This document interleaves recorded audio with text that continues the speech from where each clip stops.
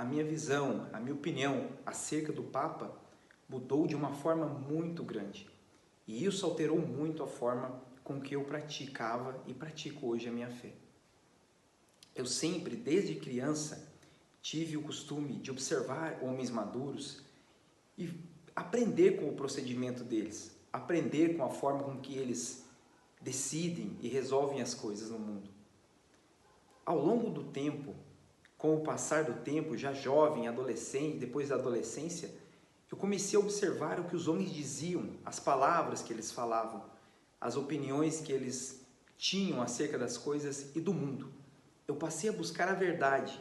Eu passei a buscar a verdade em cada palavra que eu via. Eu tive uma graça muito grande. Desde os 14 anos, eu aprendi a ler as Escrituras Sagradas. Hora ou outra, intercalava a leitura das Escrituras com a leitura de livros, também de cunho espiritual, de cunho religioso. E eu tenho certeza que esta prática é uma ótima prática. Isso ajuda-nos a moldar a nossa visão, ajuda-nos a termos um critério acerca do mundo. Mas voltando lá em 2015, eu me recordo que um desejo de ter uma cosmovisão, de ter um entendimento, de compreender as coisas, de compreender o mundo, de compreender qual é a razão maior da existência do homem.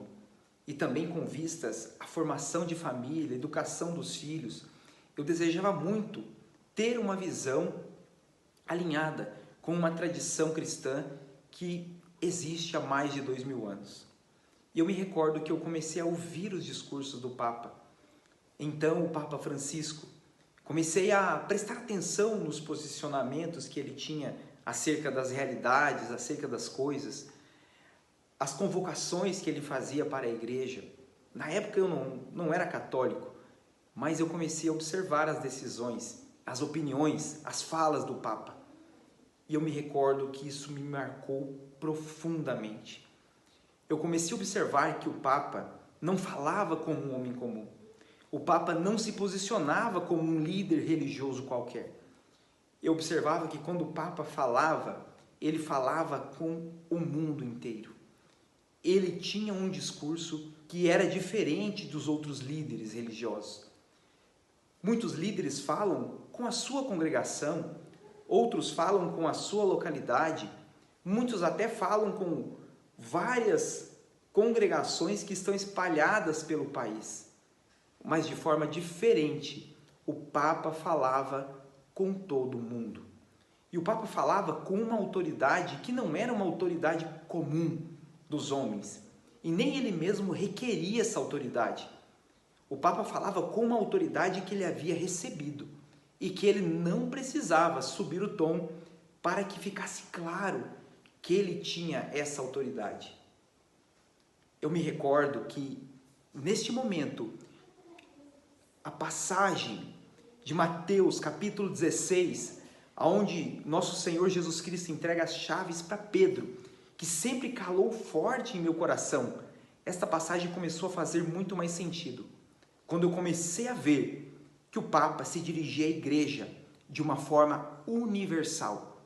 O Papa não falava apenas com os católicos praticantes, ele falava com aqueles que estavam na igreja, com aqueles que estavam afastados da igreja, com aquelas pessoas que não o aceitavam, não o compreendiam, muitos até que o rejeitavam, e ele falava com a mesma autoridade.